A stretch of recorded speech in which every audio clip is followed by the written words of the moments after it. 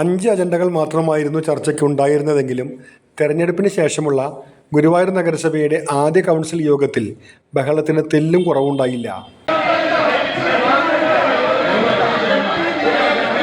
10ാം ward അംഗം KM മെഹ്റൂഫിന്റെ പരാമർശത്തെ ചൊല്ലിയായിരുന്നു ബഹളം തുടങ്ങിയത്. ചെയർപേഴ്സണെ അപമാനിക്കുന്ന പരാമർശമാണ് മെഹ്റൂഫ് നടത്തിയതെന്ന് ഭരണപക്ഷം പറഞ്ഞു. എന്നാൽ പ്രതിപക്ഷത്തിന്റെ ചോദ്യങ്ങൾക്കെല്ലാം സെക്രട്ടറി മറുപടി പറയുന്ന രീതിയെയാണ് താൻ വിമർശിച്ചതെന്ന് മെഹ്റൂഫ് വിശദീകരിച്ചു.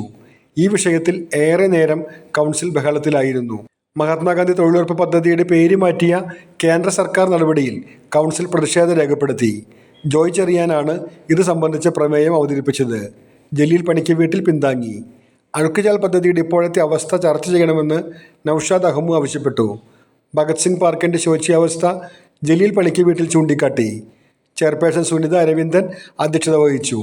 Vice chairperson KK Jyothiraj, AT Hamsa, Basheer Pookode, AS Manoj, V Anoop, Ando Thomas, Mignesh Mohan, Rasheed Kunnikkal, Erin Antony, KS Anoop, VS Navaneeth, KN Ramachandran, secretary H Abhilash Mohan എന്നിവർ സംസാരിച്ചു.